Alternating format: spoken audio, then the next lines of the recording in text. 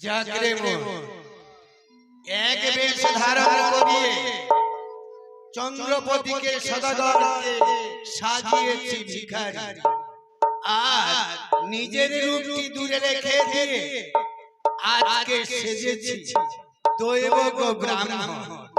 এই বেশে গিয়ে রানী সনেকার কাছে কুমন্ত্রণা দিয়ে যেন চাঁদের দুর্দশা হয়, তাই তো এই বেশটি আমি ধারণ করেছি। এই ধারণ করে চলে যাব আমি ওই চম্পানি নগরে। বেশটি ধারণ করেছি দৈবজ্ঞ ব্রাহ্মণ। আহা कोई गाना ना पाना कर ले रे बाबा, मैं हूँ गनकदा। कोई गाना ना पाना कर ले रे बाबा, मैं हूँ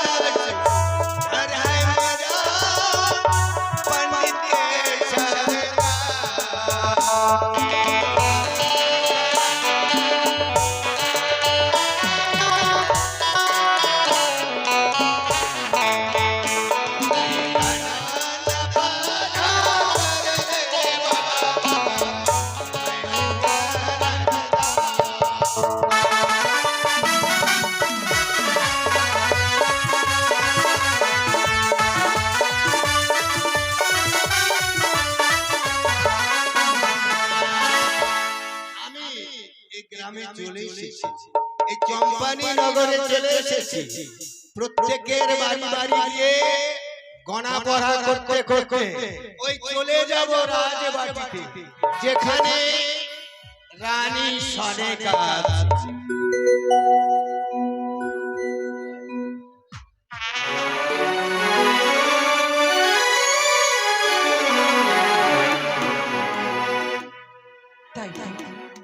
স্বামী আমার কাছে দাঁড়িয়েছে, কিন্তু তার জন্য আমার মন কেন বিচলিত হয়ে ওঠে।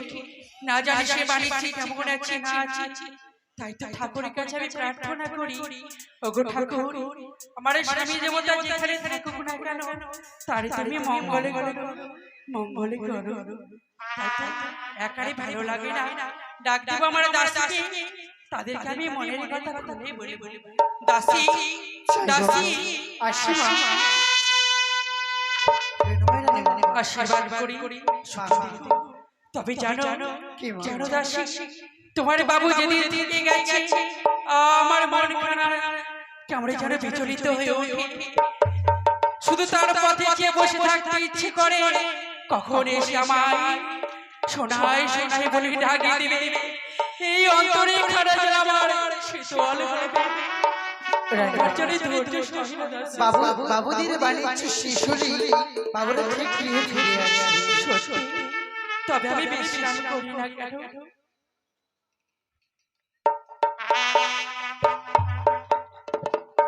এই তো চলে এসেছি। এটি হচ্ছে রাজবাড়ি প্রথম দরজা। একবার ডাক দিয়ে দেখি না কেন ঘরে কেউ আছে কিনা। জয় হো রানী সনেকার, জয় হো। আমার নাম ধরে যেন জয় ধরে দেয়। দাসী দেখো তো গিয়ে মা, কে যেন এসেছে আমার নাম ধরে জয় ধরে দিচ্ছে।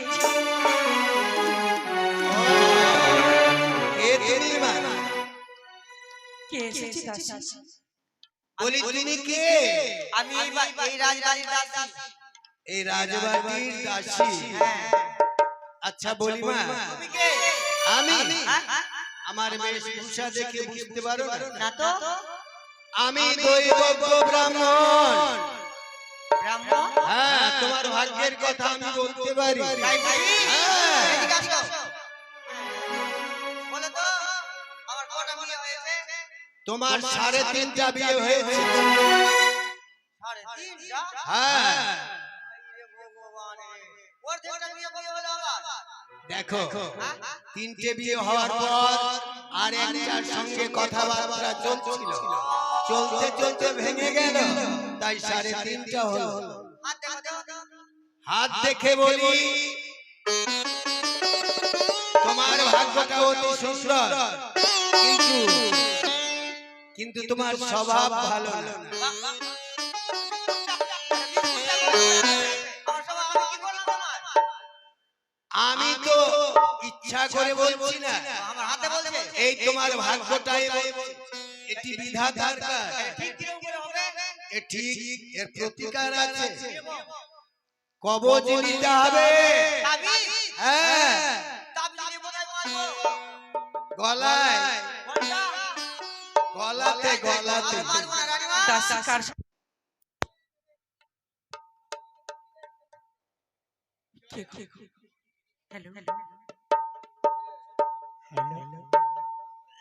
হ্যালো হ্যালো রানীমা, জয় হোক, তোমরা কল্যাণে থাকো। প্রণামী তবু ছাড়ো আশীর্বাদ করি তোমার যেন তোমার দিনটি কুশলে তবে যায়। ওখানে দাঁড়িয়ে না থেকে আসো না, এই সিংহাসনে বসো। আহা, অতি সুন্দর। আপনি কি খাবেন বলেন, চা না কফি? এ বাবা, কথা কি বলবো, চা না কফি? কি খাবেন বলেন? দেখো, আমি যার তার হাতে খাই না। তবে কি অনেক ঠাকুর আরো কিছু শোনো, আমি যার তার হাতে খাই, যার তার হাতে খাই না। আমি যার তার হাতে খাই, যার তার হাতে খাই না। তুমি যার তার হাতে খাও, হ্যাঁ। আর যার তার হাতে খাও না? আমি খাই না। বাহ বাহ বাহ।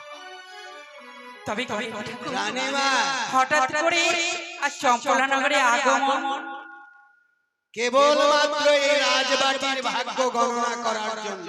ভাগ্য গণনা হ্যাঁ, গণনা পড়া করে দেখি মা, এই রাজবাটির ভাগ্যটা কি আছে।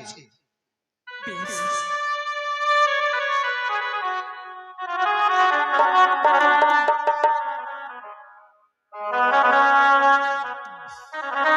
রানীমা, বলেন ঠাকুর আমি খড়ি পেতে গনে দেখলাম কি আমরা দেখে তোমার পতি যে চাঁদ সদাগর 70,000 মাঝি মাল্লা 14 খানি নৌকা নিয়ে আজ থেকে 12 বছর পূর্বে ওই দক্ষিণ পাটনে বাণিজ্যে গেছে। একবার শুনছো কথা বলেছিলেন গণনা ঠাকুর আরো কিছু বলি, কান পেতে শোনো। বেশ বলে প্রভাবতী নগরে রাজা চন্দ্রকেতুর দেশে ব্যবসা বাণিজ্য করি তোমার প্রতিদিন 14 খানি নৌকা সোনা দানা হীরা মণি মুক্তায় বোঝাই করে স্বদেশে আসে। স্বদেশে ফিরছি সত্যি তো এই কথা শুনে আমার বড় ভালো লাগলো তবে আর কিছু বলবে দেখলে দাসী কেমন ভাগ্য, ভাগ্য যার তার কপালে ফলে না। যার কপাল ভালো, যার ভাগ্য ভালো, তারই ভাগ্য ফলে। কিন্তু রানীমা, কিন্তু একটু অমঙ্গলের চিহ্ন দেখতে যায়। দেখো না, কি বলছেন আপনি এই যে ঘড়িটা পাতলা, তো এইখানে এই চিহ্নটা নিজের ইচ্ছায় হয়ে গেল। তার মানে এটি হচ্ছে অমঙ্গল। এই অমঙ্গলের সূচনা আমার ঘড়িতে এসে পৌঁছে গেল। অমঙ্গল হ্যাঁ। অমঙ্গলের কথা বললে তবে এর মধ্যে অমঙ্গল কোথায় আপনি বলে দিন না ও, এই অমঙ্গলটা কি এটি শুনবে? অবশ্যই শুনবো। বেশ শোনো, অদ্যৌনিশীতে এই রাজবাটিতে একজন হুজুর প্রবেশ করবে। এ কি বললেন? চোর প্রবেশ করবে এই রাজবাড়িতে? এ কেমন? তবে এর কোনো উপায় নাই? এর প্রতিকার আছে রানীমা। প্রতিকার রয়েছে? তবে বলেন না সেই প্রতিকারে কি রয়েছে? এর প্রতিকার হচ্ছে এই যে দাসীকে দেখতে পাচ্ছ, আচ্ছা এই একজন আর এই একজন, এরা সবাই হিরো দাসী। আর যে দাস চাকর বাকর, হ্যাঁ ওই চাকর বাকরের হাতে দিতে হবে আমার হাতে যেমন যষ্টি, ওদের হাতে দিতে হবে ডান্ডা। ডান্ডা দিতে হবে? একবারই মেরে করে দিবে ঠান্ডা। এ কি বলছেন? আঘাত করতে হবে তাকে? আরে এই দাস দাসীকে কি দিতে হবে জানো? কি দিতে হবে? প্রত্যেকের হাতে এই যে সকালবেলা ঝাড় ঝাড়টা দেয় না, ওটাকে কি বলে জানো? ঝাড়ু। ঝাড়ু বলে, আমাদের পুরাতন ভাষায় বলে ছড়া ঝাঁটি। যে ঝাড় দেওয়া যায় সেটির নাম হচ্ছে ছড়া ঝাঁটি। এই প্রত্যেকের হাতে একটা করে ছড়া ঝাঁটি দেবে। আপনার কথা আমি পালন করব। যখন ওই হুজুর ধীরে ধীরে ধীরে প্রবেশ করবে, অমনি সবাই মিলে তার মস্তকে ছড়া ঝাঁটি আর ওই যে দণ্ড দিয়ে দিবে। মা কি বলছেন? আঘাত করলে সে তো মারা যাবে। এমন মার মারবে না রানীমা যে হুজুর রাজবাড়ি ছেড়ে পালিয়ে যাবে। যদি চঞ্চলানগরে ভালো চাই তবে আমি আপনার কথা আমি অক্ষরে অক্ষরে পালন করব। আমি অক্ষরে অক্ষরে তবে একটি কথা, কেমন কথা? কথায় বলে বাদল বামনমান দক্ষিণা পেলেই চলে যায়, তাই দক্ষিণা এটা আমার ব্যবসা। ওই তো যাও না, তবে দক্ষিণা দেওয়ার জন্য বসে আছি। ওখানে চলে যাব, গেলেই দক্ষিণা দেবে। অবশ্যই দেবে। জয় হোক রানী মায়ের, জয় হোক। তবে দাসী রানীমা একটা কথা বলবো? বলো। চোর আমাকে আজকে দিয়ে দেন। ছুটি রানীমা, কি বলছিস? সে যখন ছুটি চাইছে শুধু আজকের জন্য নয়, তবে তাকে সারা জীবনের মতো ছুটি দিয়ে দাও এই রাজবাড়ি। কেন দাসী? আজকে চোর আসবে বলে বিপদে পড়েছেন বলি সে চলে যেতে চাইছি, তাকে সুখের সময় রেখে করবোটা কি? সত্যি বলেছ? আজকে আমার বিপদ হতে চলেছে, আর বিপদে দিনে তুমি ছুটি নিতে চাইছো? হাইরে ব্যবহার একটু সহ্য হলো না রে। তার আগে নিজের ব্যবহারটা দেখলে না? আচ্ছা আমার চট দেখে খুব ভয় লাগে, তাকে দেখে বলে আমার ওই সব কথা বাদ দাও, সকলেতে শুনতে পেলে যাও যে যা পারো হাতে তোমরা অস্ত্র নিয়ে এসো। তবে দেখবে এই চম্পলা নগরে যদি চোর প্রবেশ করবে, আঘাত করবে, কিন্তু প্রাণে মারবে না। বলো ভাড়া করে গাড়ি কিনতে মাগাও মারার জন্য চোরকে। কেন? তোমরা রয়েছে, সেফাই রয়েছে, সকলে তো আছো। ঠিক আছে বেশ। আরে সেফাই কোথায় বাবা? রানীমা আপনার চোর আশীর্বাদ করে সুখে থেকো।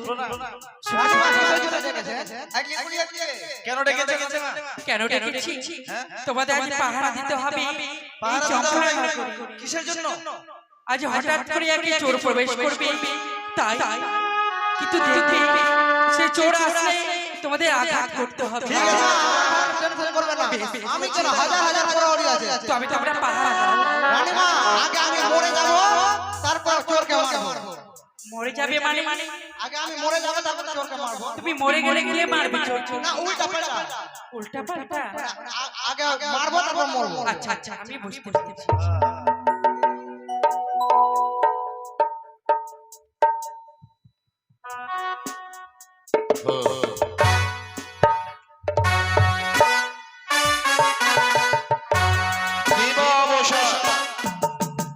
সন্ধ্যা পেরিয়ে নিকষ রজনী, এই নিকষ রজনী বটে জ্যোতিষীর কথা অনুযায়ী প্রবেশ করবো আমি আমার রাত 10টায়। জয় শিব শশাঙ্ক।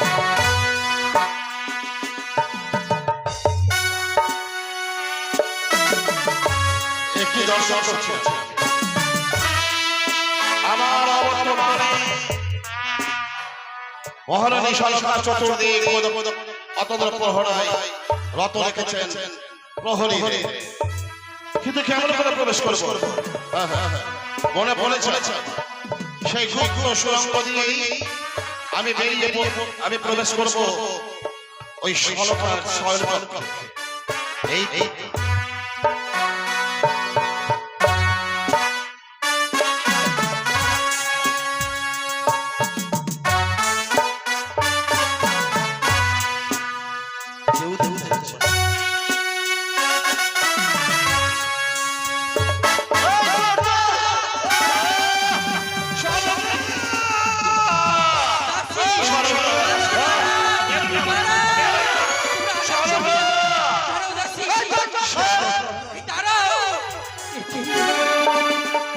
চোরে যেন আমার দাসী দাঁড়াও মামা, এই চোরে যেন আমায় শেষ বলে ডাকে, তবে আমি দেখবো আমার এই চোর রাত করে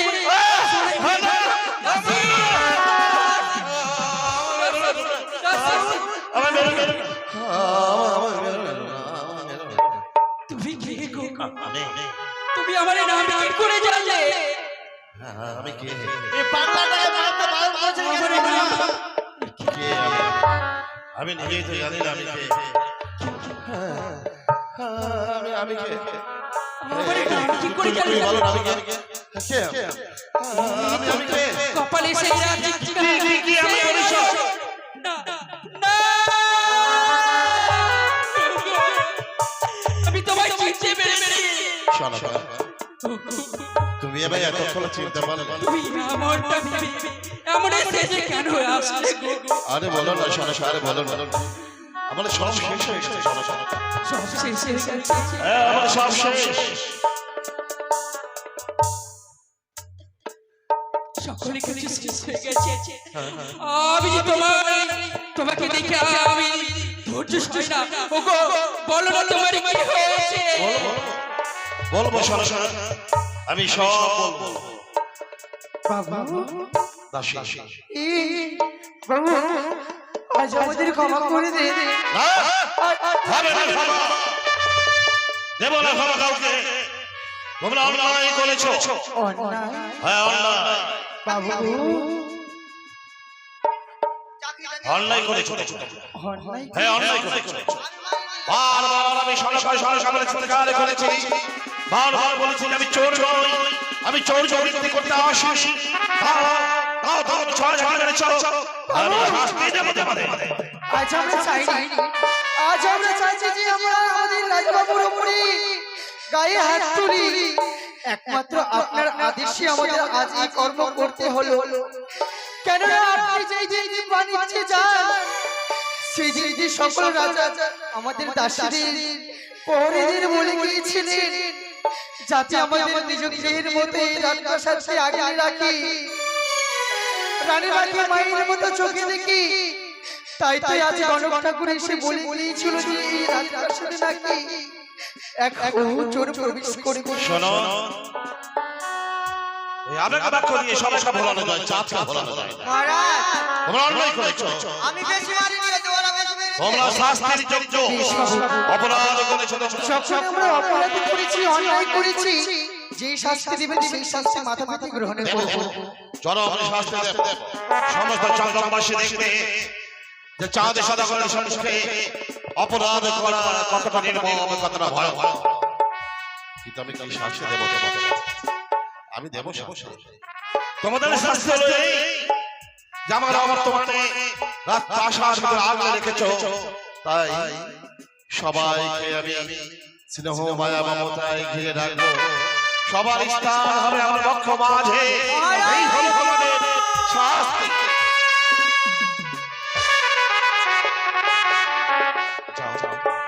তোমরা নিজের কাজ করো। যাও শোনো তুমি শুনবে তুমি আমার এই করুণ কাহিনীর কথা শুনবে? শোনো কেন শুনবো না? শোনো। ওগো, তোমাকে আমি এই বেশি তো বাণিজ্যে পাঠাইনি, তবে বলো না তোমার এমন কেমন করে হলো? ওগো প্রাণের স্বামী গো,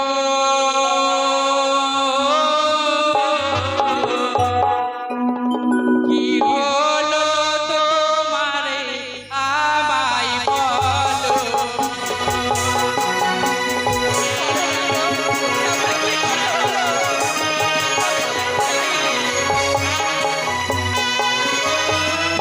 বলো বলো ওগো স্বামী, বলো না শুনি প্রাণ।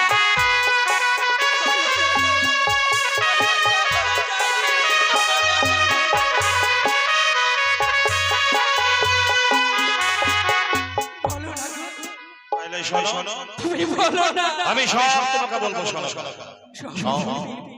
আমার কি আমার যে করুণ কাহিনী, সেই করুণ কাহিনীর কথা তোমাকে শোনাবো। জানো আমি বাণিজ্য পর্ব শেষ করে অঙ্কনে কালিদাস এসে উপনীত হলাম। কিন্তু তুমি আমার অন্তরালে তোমার বক্ষ মাঝে যে মন্দির তুমি স্থাপিত করেছো, ওই মন্দিরের বেদিতে খুব চকচকালি করে স্থান করে রেখেছো। তোমার ওই মনসার কপালে সব শেষ। যেই দেবীর চরণে পুষ্পাঞ্জলি দিয়েছি তোমার ভালোর জন্য, সেই দেবী তোমার সাজা দিয়েছি। বড় স্পষ্ট তো তোমার আমার সামনে বলছো যে মনসার সাথে পুষ্পার্ঘ্য নিবেদন করেছো। তোমার ওই মনসাকে নিয়ে যাই।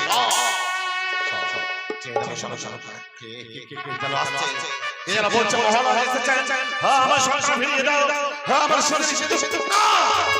আমি আপনার সংসার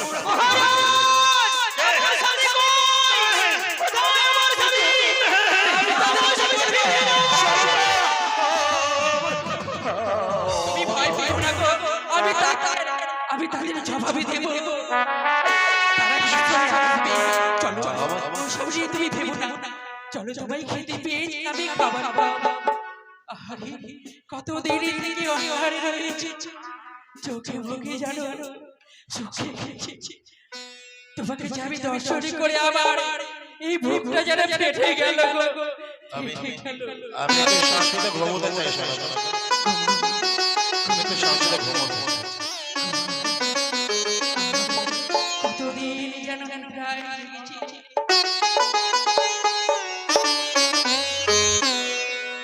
মা, ও মা, মা গো, একি আজ মাকে সবে থেকে খুঁজে দেখলাম, আজ মাকে আমি কোথাও পেলাম না।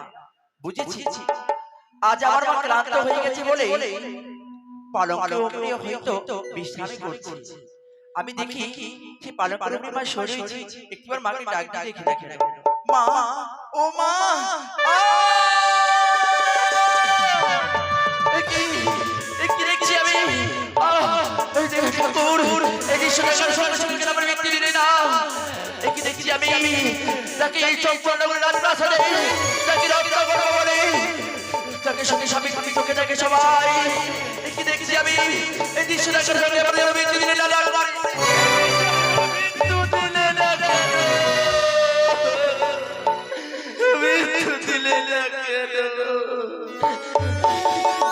দেখছি আমি মা, ও মা, মা, কি এ তো লখাই। তুমি আমার হাতটা ছাড়ো না গো, আমি যাবো আর আসবো। আমার বড় ভয় লাগে। শোনো কেন কেউ যদি এই এসে বলে আমার স্বামীকে ফিরিয়ে দাও, এই সনে কাটতে তোমার ভয় করো না, আমি যাবো আর আসবো। তুমি যেও না। শোনো আমি যাবো আর আসবো। লখাই, মা গো, তুই এসেছিস বাবা? এসেছি মা, এসেছি। আসবি না কেন? যাকে দেখছি বলে হ্যাঁ, তারই কথা ভেবে যে তুই এসেছিস, তবে বল লখাই, আমাকে কিছু বলবি? বলবো মা, তোমায় বলার অনেক কিছু রয়েছে। আমার পিতা চাঁদ সদাগর বাণিজ্য করতে গিয়েছিল বলে তোমাকে আমি একদিন বলেছিলাম মা আমার পিতা দেখাও, সেই দিন তুমি বলেছিলে অপেক্ষা কর লখাই, তোর পিতা আসলে তোর পিতাকে আমি দেখাবো। কিন্তু মা আমার পিতা তো বাণিজ্য করতে গিয়েছিল। তাহলে তুমি পালঙ্কের উপরে বসে সেই পুরুষটির সাথে কথা বলছে, সেই পুরুষটিকে মা তুমি একবার প্রকাশ করে বলো। আমি বলবো না ভাই, সেই পুরুষটিকে তুই যদি ভুল বুঝে থাকিস তা নয়, সেই পুরুষটি হচ্ছে তোর জন্মদাতা।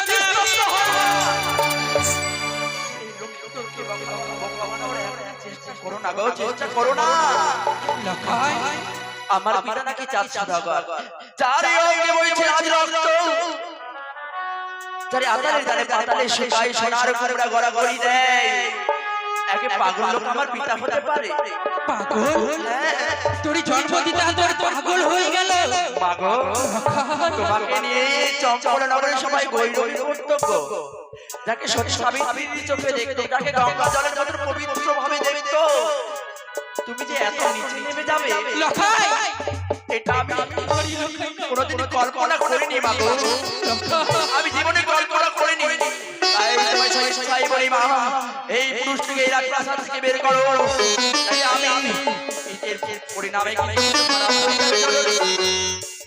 কি বলছিস লখাই? হ্যাঁ না লখাই না, এমন কথাই বলবি না লখাই।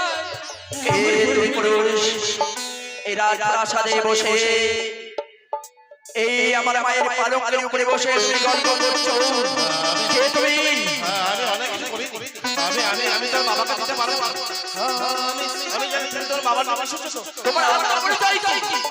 সেটা খুলে বলো, নাইলে তোমাকে কেউ রক্ষা করতে পারবে না এই চম্পল নগরের রাজপ্রাসাদে।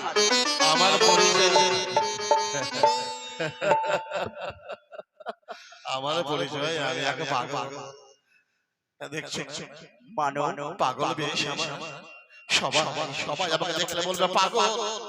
এই পাগলের আর কি পরিচয় থাকতে পারে? আমি পাগল, কিন্তু তুমি কে? আমি আমাকে বলছো? আমার রাজপ্রাসাদে এসে তুমি আমাকে আবার বলছো তুমি কে? তুমি চিনতে পারবে না, এই চম্পল নগরের যুবরাজ।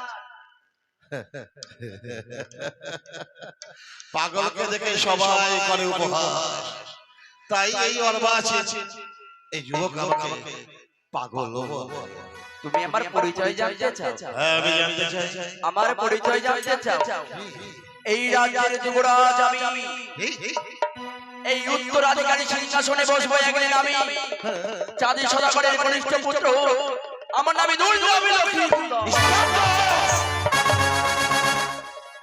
চাঁদে সদাগরের ঘরে ঘরে কনিষ্ঠ জন্মগ্রহণ। কি বলছো তুমি? প্রয়োজন যদি হয় তাইলে আমি তোমাকে তোমার গলা ধাক্কা দিয়ে বের করব। আমি কে? আমার পরিচয় জানতে চাই? আরে এই পাগলই হলো চম্পকনগর হেমতে অনসাবিত্রী চাঁদ সৌদাগর। আমি বারবার বুঝিয়ে বলছি, এই লক্ষিন্দর না মুখে কথা বলে কম, হাতে চালাই বেশি। হ্যাঁ, আমি মুখে কম কথা বলি, আমার অস্ত্র বেশি চলে। তাই তোমায় বুঝিয়ে বলছি, তুমি স্বেচ্ছায় যদি তুমি না যাও এই রাজপ্রাসাদ থেকে, যদি না যাই তাহলে কি করবো জানো? কি করবে তুমি? তুমি যদি এই রাজপ্রাসাদ থেকে স্বেচ্ছায় বেরিয়ে না যাও, আমি তোমায় ঘাড় ধাক্কা দিতে বাধ্য। ভুলে যাচ্ছিলাম না, এই তোর জন্মদাতা পিতা। পারলি লখাই, পারলি তোর পিতার গায়ে হাত তুলতে। বাহ, সেই লখাই ছি। বাহ, শশা বাহ, অপূর্ব অভিনয় তোমার। এতদিন আমি যে সনকে দেখেছি, সেই সনক এই সনক নয়, সে একটা নাটকের সনক। সে অভিনয় আদর্শ। সত্যি তোমাকে সনকা বললে ভুল বলা হবে। তুমি অভিনেত্রী সনকা। তুমি কি কথা বলছো? চম্পকনগরের রাজপ্রাসাদের এই ভক্তি মঞ্চে তুমি খ্যাতি সম্পন্ন সুন্দরী অভিনেত্রী। তুমি আমায় ভুলে ভেবো না। কেন তুমি ভুলে ভাবছো? শোনো, আজ তোমাকে একটা কথা বলি, শোনো শোনো শোনো শোনো শোনো শোনো। তোমার আমার আমার চল চত রিঙ্গে দৌড় দৌড় সত্য নামে তুলেছে তোমার এই মহাপাপে।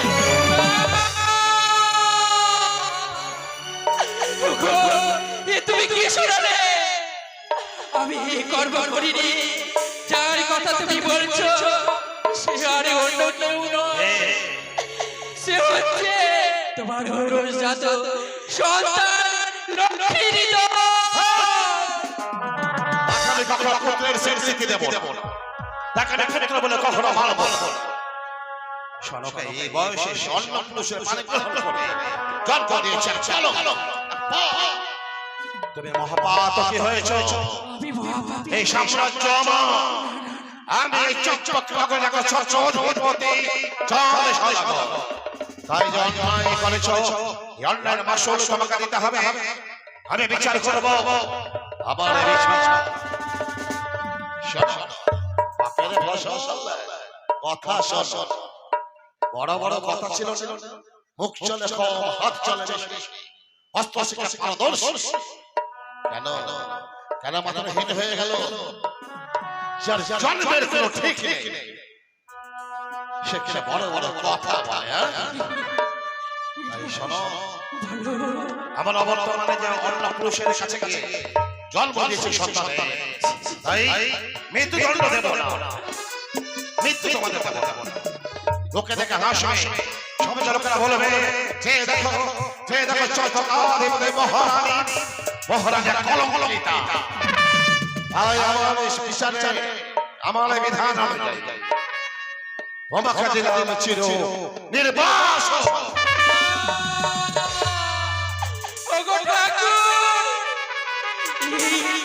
আমার কপালে তুমি লিখেছিলে একদিকে আমার স্বামী আর একদিকে আমার সন্তান। তুমি বলো এখন আমি কি করব? তবে এই সন্তানের জন্য যদি আমায় কলঙ্কের বাতায় নিতে হয়, তবে আমি নেব। আমি আর থাকবো না। যাও, বেরিয়ে যাও এখানে। এই বলে পরিধান করো এই চকচক রাজপ্রাসাদ। মাগো, যখন এই রাজবাড়িতে আমি বউ এসেছি, আমার ভাই হলো না বাবা। চলে যাবো আমাদের বাড়ি, যেদিকে দু চোখে যাবে তো পেরিয়ে আমি চলে যাবো। তুমি ঠিকই বলেছ। চলো, যার মনে স্নেহ ভালোবাসা মমতা নেই, তারই রাজপ্রাসাদে থেকেও আমাদের কোনো লাভ নেই। চলো মা, চলো, এই মুহূর্তে আমরা চলে যাই। তবে আমি আমার স্বামীকে যখন দেবতা বলে আমি মেনেছি, তার আমি শতকোটি প্রণামে জানিয়ে আমি চলে যাব।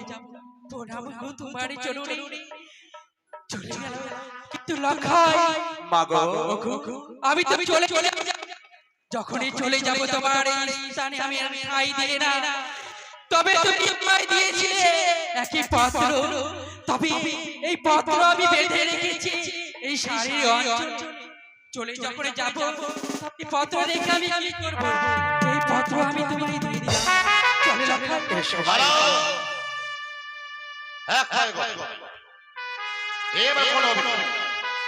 তাকে দিয়েছেন নির্বাস, যাওয়ার বেলা পত্র দিয়ে যায়। আবার নাটক, কত নাটক করবে তুমি? সারাটা জীবন নাটকে ভরিয়ে দিয়েছো। একমাত্র তোমার জন্য আমার সমস্ত ক্ষতি হয়ে গেছে, আর তুমি আমার শেষের বেলা ওই অভিনয়কে চলে যাও। দাঁড়াও, কি বলছিস মা,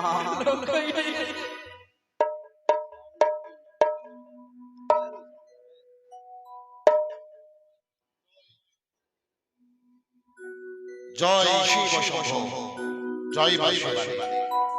আমার সহধর্মিনী বাঞ্ছা শোনে। আশ্বিনের শুক্লপক্ষে বিজয়া দশমী দিবসে গর্ভের সন্তান। কন্যা হলে নাম রেখো মালা মধুকর, পুত্র হলে নাম রেখো মালা লক্ষ্মীকর। ইতি মনুষ্য দেশে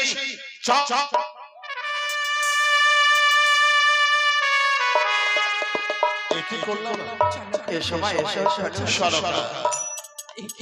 দাদা তুমি যাকে তাড়িয়ে দিচ্ছ দৌড়দৌড়ি করে, কেন পেছনে থেকে ডাক দিচ্ছ গো? যেতে দাও না, আমাদের যেদিকে দু চোখে যায় আমরা চলে যাব। কেন ডাক তুমি যেও না সরকার, তুমি যেও। কেন যাবো অন্যায় আমি করেছি। তোমার স্থানে তো আমার ঠাই নেই, তবে কেন আমি যাবো না বাবা?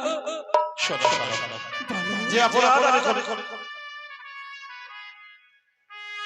যে অপরাধ আমি করেছি, ক্ষমাহীন পাপ করেছি আমি। তুমি আমি শাস্তি দাও। কি বলেছো আমি তুমি? মাথা পেতে দেব না। ভুল যখন আমি করেছি, ভুলের সংশোধন আমাকেই করতে হবে। তাই বলি, আমায় ক্ষমা করো সরকার। না গো না। স্বামী যদি স্ত্রীর কাছে যতই ভুল করুক না কেন, স্বামীর ভুলগুলো স্ত্রীর হয়ে যায় সকলেই বলি ফুলেরই সমান গো। তাইলে বলি, বলো। দাও। আমার লক্ষ্যকে আমাকে ফিরিয়ে দাও সরকার। আমার লক্ষ্যকে ফিরিয়ে দাও। ওরে বাবা, মা তোর বাবা সকল কিছু ভুলে বুঝতে পেরেছে, আর দাঁড়িয়ে না থাকি যা বাবা, তোর পিতাকে তুই বাবা বলে জড়িয়ে ধর। বলেছো মা, যা, যা, যা। আমার পিতা যেমন নিজের ভুল নিজে বুঝতে পেরেছে, লক্ষ্য ক্ষমাই হচ্ছে পরম ধর্ম। আই বাবা, আমায় ক্ষমা করে দাও লক্ষ্য। বাবা আমি যখন অন্যায় করেছি,